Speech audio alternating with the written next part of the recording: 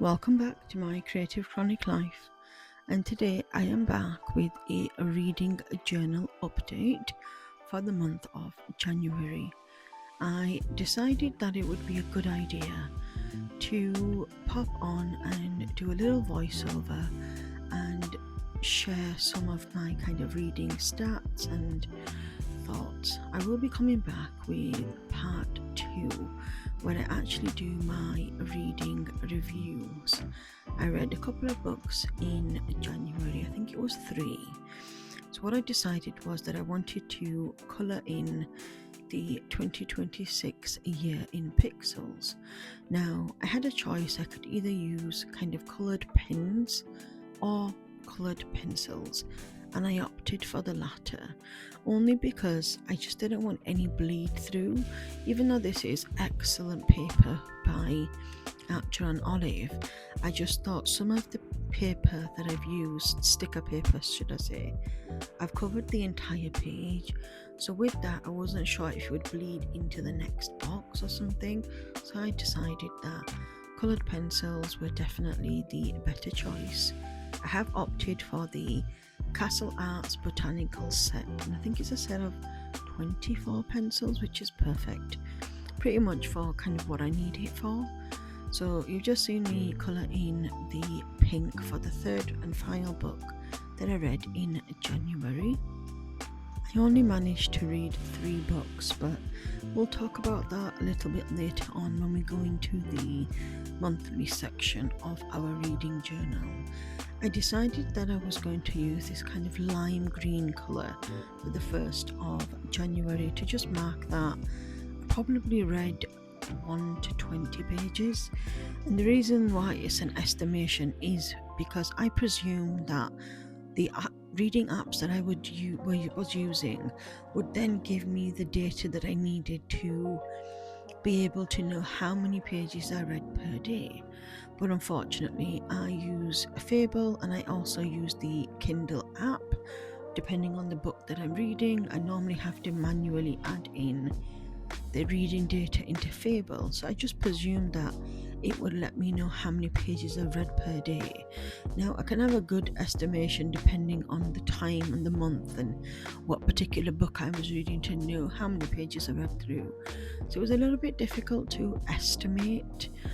I have now, since for the month of February, specifically counted how many pages per day, and I'm marking that down separate to any of the apps. I've just popped it as in kind of one of the note apps that I have.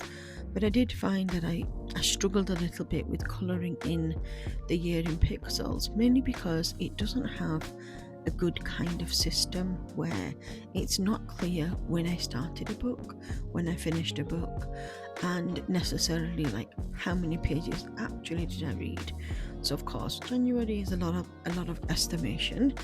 Now I read a book from the 1st of January, I think it was until the 16th. I've got a little note here, and then on the 16th I started another book which I didn't finish till later on in the month.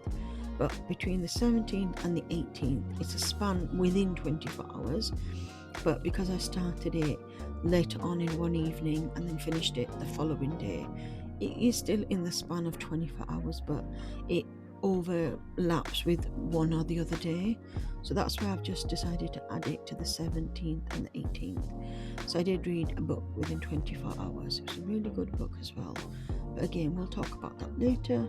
So you can just see me here, the dates that I'm aware of, and I know I'm just deciding to add them in. Now I'm hoping and I'm wondering that either if I want to track specifically, I could add, there's some blank space on this page here, I could add a little table, maybe with just some black ink, where I do a dot for starting and then a cross for finishing, just quite simple, and I'm sure that will show over the coloured pencils. So I haven't decided if that's something that I'm going to do or if my monthly tracker is enough, so we will decide that as the months go along. So for now I think I will let you enjoy watching me colour this in, and then when we turn over to the next pages I'll come back to you then.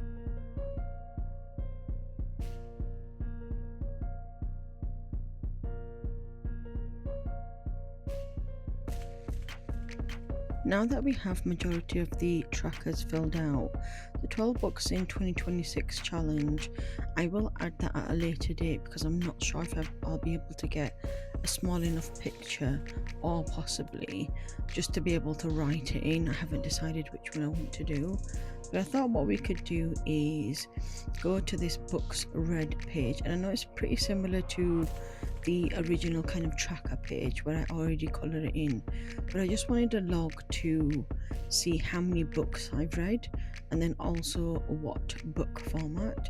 So I've chosen the same pink for January, and I read 3 books, and then I also read them all on Kindle Unlimited.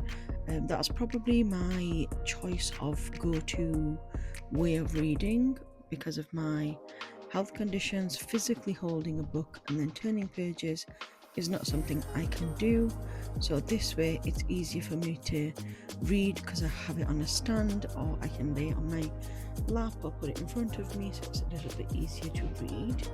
Now this books by genre, I really like the idea of filling in. I don't think I have enough books, but if I don't, it doesn't matter. I can always add another page toward the end. So of course we read 2 fantasy books, and then we read 1 romantasy, and I think I should have done romance or instead of romantasy, but I'm not quite sure. Either way, it's absolutely fine. I realised after that it wasn't a fantasy book, it was definitely a romance book. So I thought we'd colour that in, and then we will turn to the next page to be able to find that out. I still haven't had the opportunity to fill out the pages like book recommendations, my TBR list, because I decided that I wanted to do it in picture format. So I'm just waiting for a day where I can do printing and cutting and that type of thing, just to make it all a little bit easier. But again, when you're looking at your reading journal, and because I'm not logging every day, I'm only logging once a month, when I then go back into either share a video like this, it's quite difficult to remember to do these things. Now for the A to Z challenge, I wasn't sure if I wanted to just do author or title, so I thought I'll do a bit of both. So I decided to do O for On the Wings of Blood, B for Bri Bowling, and then P for Penelope Douglas, which is 2 authors and then the name of a book that I've read, and we'll talk about the details of that shortly. I think in hindsight, maybe I should have left myself less space, because then I was trying to use really large capital letters to fill it in. And I know that my writing isn't 100%, but at the end of the day, it's my reading journal. I don't think it really matters that much. But I do think that I should have probably left a little less space. But I think when I was doing the A to Z and printed it on sticker paper, I did it in the format that it would fit the book. Now for the book bingo, I decided that I wanted to write it in rather than have pictures, because trying to get square book pictures is going to be a bit difficult. And again, if I change my mind once I sit down to do the printing, I thought we could do that. So for a book that starts a series, I've chosen On Wings of Blood. A book on my TBR was The Birthday Girl by Penelope Douglas.